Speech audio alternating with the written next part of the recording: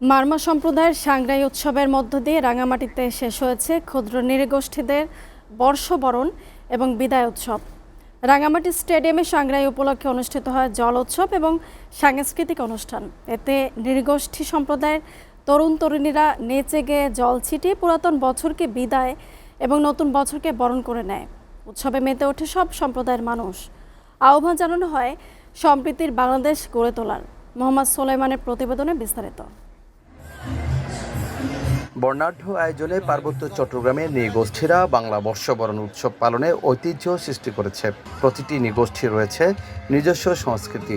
রাঙামাটি স্টেডিয়ামে মারমা সাংস্কৃতিক সংসদ আয়োজন করে মারমা সম্প্রদায়ের জলকেলি।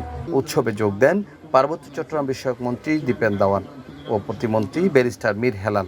সকাল থেকে রাঙামাটি স্টেডিয়ামে জড়ো হতে থাকে হাজার হাজার মারমা, চাকমা সহ বিভিন্ন সম্প্রদায়ের মানুষ।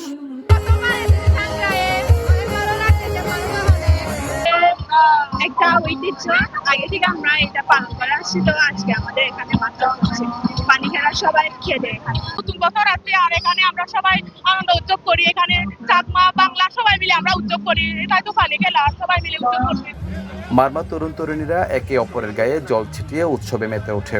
পুরোনো বছরের সকল গ্লানি ধুয়ে মুছে নতুন বছরকে বরণ করে নেওয়া হয়।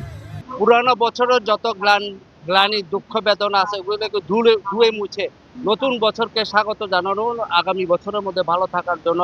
এবং এই যে বিভিন্ন জায়গা থেকে, বিভিন্ন উপজেলা থেকে আনার উদ্দেশ্যটা হচ্ছে আমরা সেতু বন্ধন করার জন্য একটা। পার্বত্য চট্টগ্রাম বিষয়ক মন্ত্রী দীপেন দাওয়ান এমপি বলেছেন, সরকার নৃগোষ্ঠীদের ঐতিহ্য রক্ষায় আন্তরিক। আমরা বাংলাদেশি জাতীয় আদর্শে বিশ্বাসী বলে আমরা 3 জন সদস্য মনোনীত করেছি। বাংলাদেশি জাতীয় দলের মূল স্তম্ভ হচ্ছে এখানকার ঐতিহ্য, কৃষ্টি সবকিছু মিলে বাংলাদেশি সংস্কৃতি, বাংলাদেশি জাতীয়তাবাদ।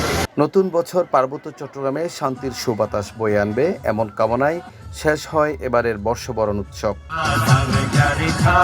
মোহাম্মদ সোলাইমান, এসএ টিভি, রাঙামাটি।